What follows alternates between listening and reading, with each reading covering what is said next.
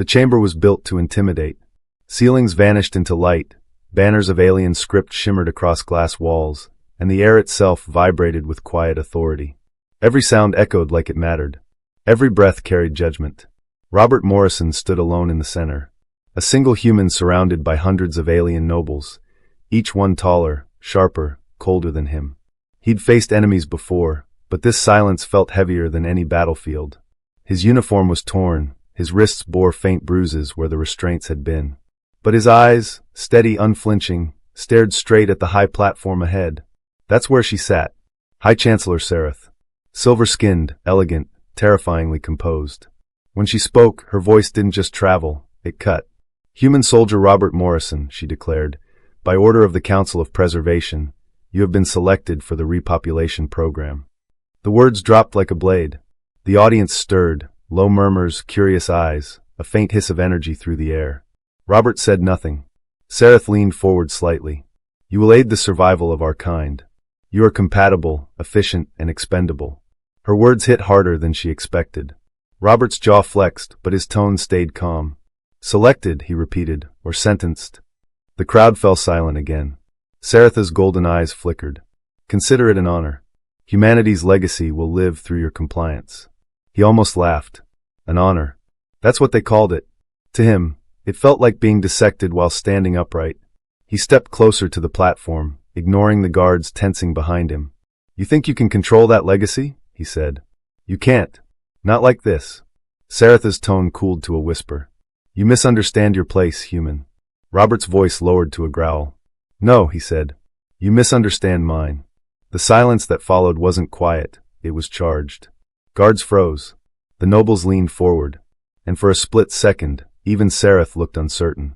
A human, unarmed, alone, outnumbered 1,000 to 1, had just challenged an empire. And somewhere deep in that cold, perfect chamber, the balance shifted. The cell door hissed open with a metallic sigh. Cold air spilled out, sterile, heavy with the scent of disinfectant and iron. Robert was pushed inside. The door sealed behind him with a sound that felt final. He scanned the room. White walls. No windows. Just bright overhead lights, and a table filled with scanning equipment that looked more like surgical tools than science instruments. On the far side stood 3 aliens, scientists, judging by their pale robes and the glowing data slates in their hands. They didn't speak at first.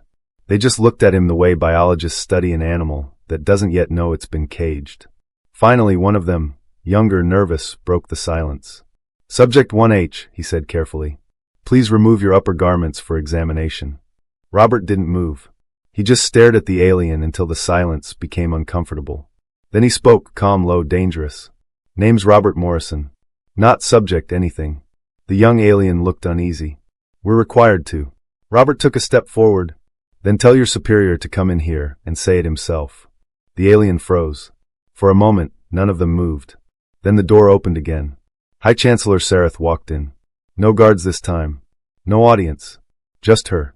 Her eyes scanned the equipment, then landed on him. "Still defiant," she said softly. "Even here." Robert's voice was steady. "You can strip a man of his rank, his weapons, his freedom. But not his dignity." Sareth studied him for a moment, expression unreadable. "Dignity won't save you, human," she said. "Cooperation will." He took a slow breath, never looking away. "You mistake obedience for peace," he said, "and control for survival." Her jaw tightened, just barely. No one had ever spoken to her like that. "Begin the compatibility sequence," she ordered coldly. The scientists hesitated, nervous. Robert lifted his head slightly, and in that moment his eyes said everything. "You can test me. You can cage me. But you will never own me." As the machines came alive, humming with energy, Sareth turned to leave. But before she did, Robert said quietly, almost to himself, "You think I'm here to serve your future, but I'm here to end it." She stopped mid-step, didn't turn around, didn't speak, just stood there, frozen, before walking out in silence. The lights dimmed as the machines roared to life. Thin rings of blue energy spiraled around Robert, scanning every inch of him. He didn't flinch. He just stood there, eyes fixed on the alien monitors that surrounded him like a cage made of light. Dozens of observers watched from behind a transparent barrier. Scientists, soldiers, and council envoys, all taking notes as if he were some rare creature on display. To them, he wasn't a man. He was data. Begin biological resonance mapping, one of the scientists announced. The machine's hum deepened. Robert's muscles tensed. Needles of light traced across his chest, analyzing his pulse, his cellular reactions, even his breath. And still he didn't break. Behind the glass, High Chancellor Sareth watched in silence. Her reflection stared back at her, calm, cold, confident. But inside, something twisted. The human's defiance wasn't supposed to interest her. It was supposed to annoy her. Readings are unusual, one scientist murmured. Another turned sharply. Define unusual. The data streams flickered across the monitors. His neural readings were chaotic, patterns no alien physiology could replicate. But there was more. Something in his biochemistry was adapting. Rapidly. That's impossible, one whispered. He's resisting the resonance field. Sareth leaned forward. Resisting? She said quietly. Yes, Chancellor, the scientist stammered. His system isn't just resisting, it's rewriting itself. The human immune response is learning. A ripple of murmurs filled the observation deck. Saretha's eyes stayed locked on him, standing there in the blue light, body tense but steady. No armor. No power. Yet the machine couldn't break him. End the test, Sareth ordered. But the machine didn't stop. The resonance field flared, reacting to Robert's pulse as if he was the one controlling it. Panels sparked. Warnings flashed. The light around him turned red. Shut it down, one shouted. Too late. A wave of static burst through the chamber. Glass cracked. Alarm screamed. When the lights finally dimmed, Robert was still standing. Sweat on his skin. Breathing steady. Eyes locked on the shattered glass where Sareth stood. She stared back, her expression unreadable. But beneath that mask, something had changed. Fear. Curiosity. Respect, she couldn't tell which. The council chamber was darker this time. No sunlight through glass spires. Only the glow of holograms painting alien faces in cold blue light. Sareth stood before the High Council, a semicircle of ancient leaders whose patience was as thin as the air in the room. They'd all seen the footage. The failed test. The human who didn't just survive, he bent their technology to his will. Explain, one of the elders demanded, voice echoing through the hall. Sareth didn't flinch. The resonance field malfunctioned. A second elder leaned forward. It didn't malfunction. It responded to him. Another voice followed, sharper. You said the human was compatible, not uncontrollable. Saretha's jaw tightened. He is still under observation. I will. You will nothing, the elder interrupted. You've endangered this council's authority. A single human should not make us appear weak. The words cut deeper than intended, but Sareth didn't show it. She had ruled through order, precision, logic. And yet, the image of Robert standing unbroken in that red light refused to leave her mind. Remove him from the program, one elder said. No, Sareth replied instantly. He's a variable we don't understand. Terminating him now would be reckless. The chamber grew silent. A dangerous silence. You're defending him? One elder hissed. I'm studying him, Sareth said. That is my duty. The elders exchanged looks. Then the eldest among them, a voice older than her empire, spoke softly. Be careful what you study, Chancellor. Some things learn faster than you think. The holograms faded. The meeting was over. Sareth stood alone in the empty chamber, the words echoing in her mind. She turned toward the observation window. Below, deep in the facility, Robert sat on the floor of his cell, head down, hands clasped. He looked calm. Too calm. Sareth narrowed her eyes. It wasn't obedience. It was control. And for the first time, she wondered if they had trapped him. Or if he had trapped them. The guards changed shifts every 6 hours. Robert had counted every rotation, every face, every pattern. He wasn't planning an escape, not yet. He was studying them. The cell's cameras hummed faintly. He sat cross-legged on the floor, pretending to rest, while his eyes traced the reflection of the sensor lights on the opposite wall. The rhythm was off by half a second, meaning one of the optical feeds lagged. A gap. He smiled to himself. Even perfection has blind spots. Footsteps echoed outside. The door slid open. 2 scientists entered, followed by a security officer. The older scientist, Dr. Arvin, carried a small device glowing with green light. We need another neural scan, he said, voice tense. The Chancellor wants baseline comparisons. Robert rose slowly. Baseline, he asked. You mean proof I'm still a good lab rat? Arvin didn't reply. He gestured to the officer, who aimed a baton-like weapon at Robert's chest. Sit, the officer ordered. Robert sat, calm, quiet, eyes never leaving Arvin's hands. The device buzzed as it activated, light flickering across his temples. He felt a sharp pulse through his skull, invasive, mechanical, searching. Then something happened. The lights dimmed. The scanner's glow sputtered, once, twice, and died. "What did you do?" Arvin snapped. Robert looked up. "I didn't touch it." The officer stepped forward, but the door behind them suddenly slammed shut, locking automatically. Panels across the wall flickered, showing garbled alien text, system errors, red warnings. Arvin's eyes widened.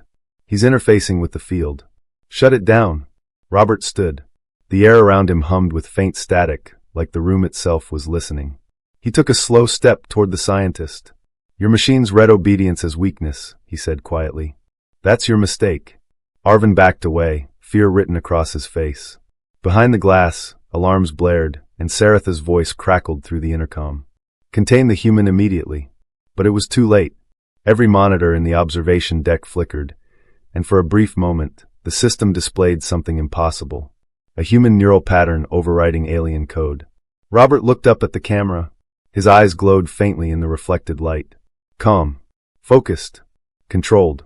He spoke, voice steady, deliberate. "You wanted compatibility. Now you've got it." The lights cut out. The palace corridors pulsed red with alarms. Every system was glitching. Doors opened and shut on their own. Holograms froze mid-frame, and the guards' comlinks screamed static. Sarath stormed into the council chamber, cloak dragging behind her like a shadow of authority barely holding itself together. Her eyes burned as she slammed her hand on the console. "Report." An aide stammered. "Ma'am, the human, he's overriding containment protocols. We've never seen a neural signature do that." Sarath turned slowly, disbelief twisting into rage. "He's not even linked to the network. How the hell is he in our system?" Another voice rose from across the room. Chancellor Virex, older, calm but visibly shaken. "You said he was harmless. You said he was manageable."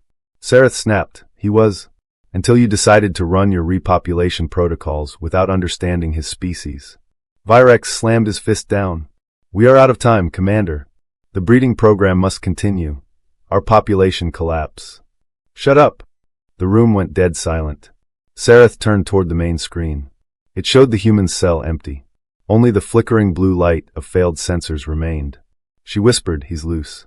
Every council member froze. The meaning sank in. A human soldier, trained for war, modified for survival, driven by rage, was free in their most secure facility. Then the screen glitched again. Static rolled across it, then cleared. Robert appeared. He was standing in the observation chamber, surrounded by unconscious guards. His face calm, cold. Behind him, the control console was sparking, the alien interface rewritten in human code. Sarath leaned forward. "What do you want?" Robert looked directly at the camera. "Freedom.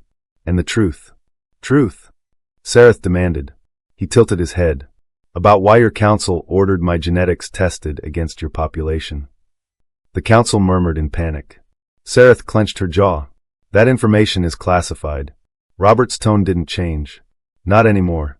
He raised his hand, and behind him the entire alien database began dumping itself onto the screens. Classified logs, breeding protocols, extinction timelines. Everything. Gasps filled the room. Virex whispered, horrified, "He's showing the entire ship." Saratha's throat tightened. Robert's voice came through the comms again, low, controlled, and cold. "You wanted to use me as a resource," he said. "Now you'll learn what happens when humans stop being experiments." Then the feed cut. The palace trembled. Power flickered, corridors buzzed with alarms, and guards sprinted through marble halls clutching plasma rifles that shook in their hands. From the outer gate to the throne chamber, one figure kept walking. Unarmed. Unstoppable. Robert Morrison. His boots echoed across the floor like a war drum, each step cutting through the chaos. His uniform was torn, his face streaked with blood and fury, yet his eyes were calm, surgical. Every alien who crossed his path froze, weapons raised, but no one fired. They'd seen the security feeds. They knew what he'd done to the guards who tried. A captain whispered into her calm, voice trembling, "He's coming straight for the Queen." Inside the throne chamber, Queen Sarath stood waiting. Her golden armor gleamed under the full daylight pouring through the skylight. Around her, the entire royal guard stood in formation, silent, disciplined, terrified. Saratha's voice was cold steel. "Open the doors." The massive gates parted with a metallic roar. and Robert stepped in. No army at his back, no weapon in his hands, just the weight of what he'd seen, and the fury of a species betrayed. The guards aimed their weapons. Sareth raised her hand. Stand down. Her voice carried across the hall, sharp but controlled. You've caused chaos, human. You've hacked our systems, humiliated my council, and destroyed the trust we extended to you. Robert didn't blink. You call it trust. I call it a prison with better lighting. A ripple of tension passed through the soldiers. Saretha's expression didn't move, but her knuckles whitened on the armrest of her throne. You don't understand, she said slowly. Without you, our people die out. You were necessary. Robert took another step forward. Then maybe extinction is the price for what you tried to do. Her voice cracked for the first time, a hint of desperation slipping through her command. You think we wanted this? We're trying to save our world, soldier. He stared at her, the flawless alien queen, surrounded by her trembling army, and spoke quietly, like a man already past his breaking point. Then you should have asked. Not ordered. Silence. No one moved. No one breathed. For the first time, Sareth looked uncertain, the predator realizing her prey wasn't running anymore. And then from somewhere behind her, a shadow stirred, a figure cloaked in silver armor stepping out from the side corridor, weapon humming with power. The queen turned sharply. Wait! Too late. The soldier fired. The beam hit Robert square in the chest, and the entire room exploded in blinding light. The air reeked of molten metal. Sparks hissed where the alien rifle had shattered, its remains fused into Robert's armor. Every soldier in the chamber froze, staring at the impossible. He was still standing. Alive. Unburned. Queen Saretha's breath caught. Her voice came out barely above a whisper. Impossible, that weapon can vaporize a battle tank. Robert glanced down at the smoldering chest plate, then back at her. Guess I'm not one of your tanks. Her eyes flicked to the council scientists lined up behind the throne, pale, shaking, avoiding her gaze. Explain this, she hissed. No one spoke, until one of them, an older alien with silver skin and trembling hands, finally stepped forward. My queen, he's not just human anymore. The silence deepened. What do you mean? She demanded. The scientist's voice cracked. We've been altering his biology since the first week of his captivity. His body, it's begun absorbing elements of our genome.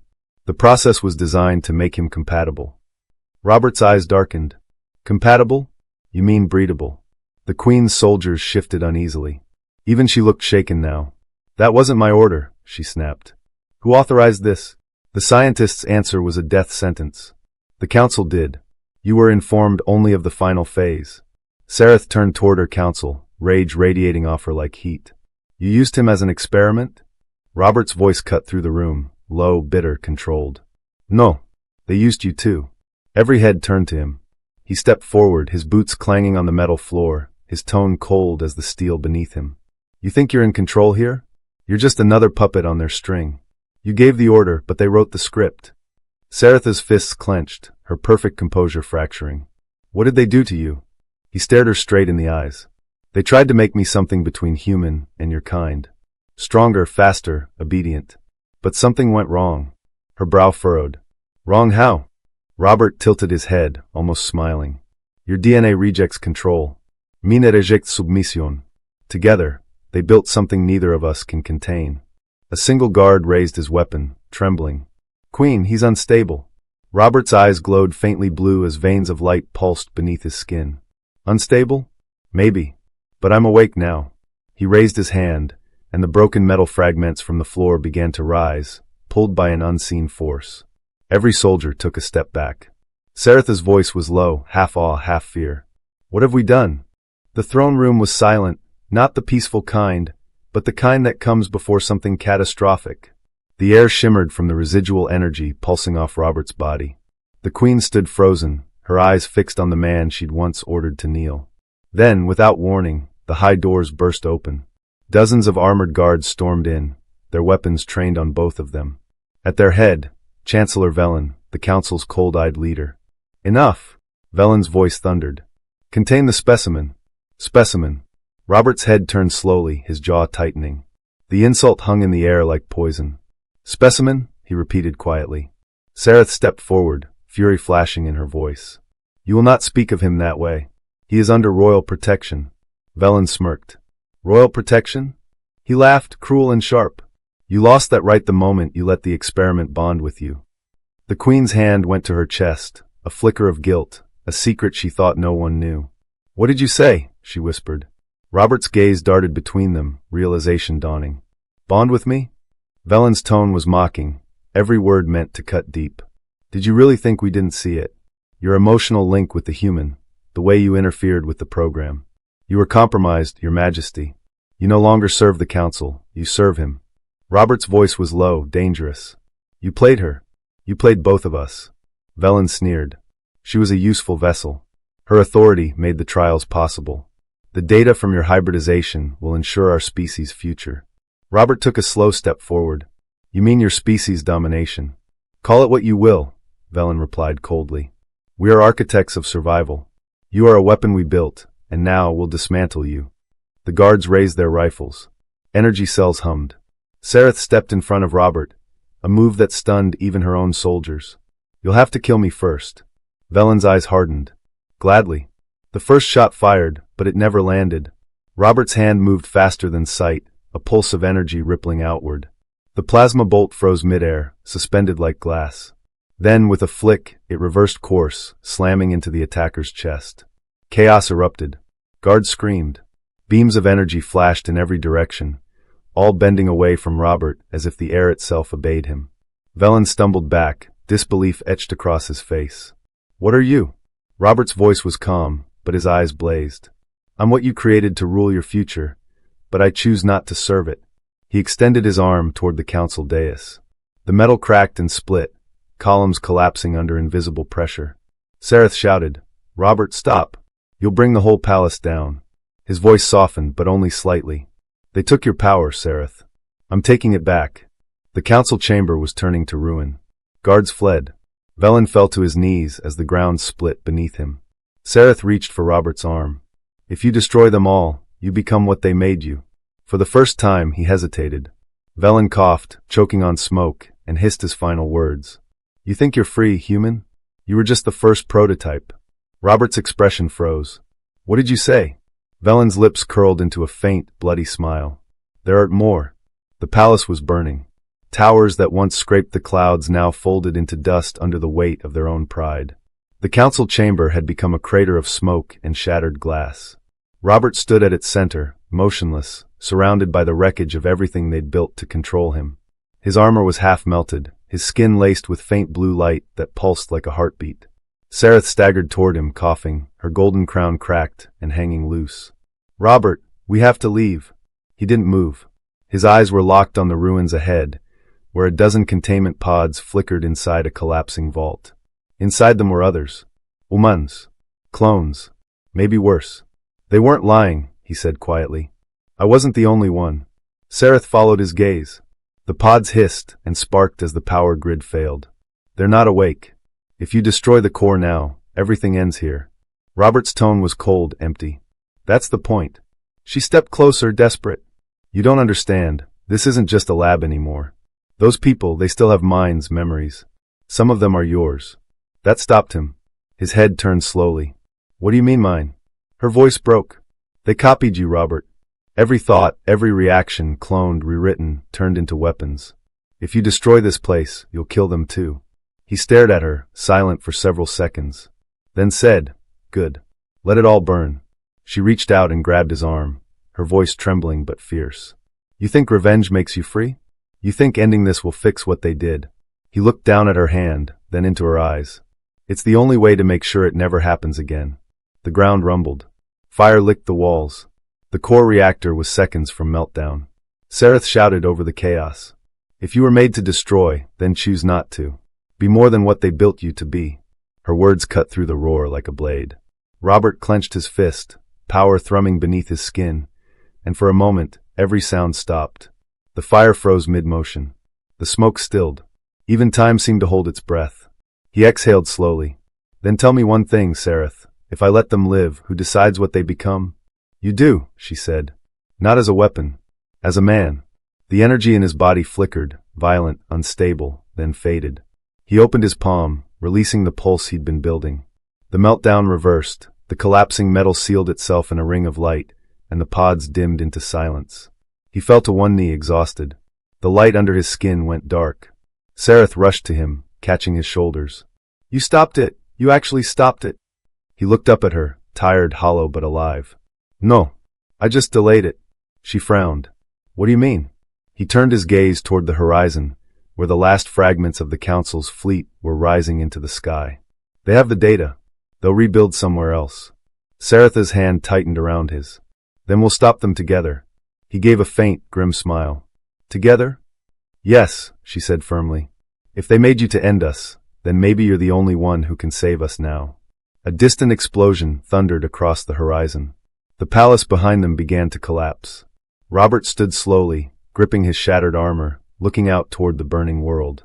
Then it begins again, he muttered. But this time on my terms.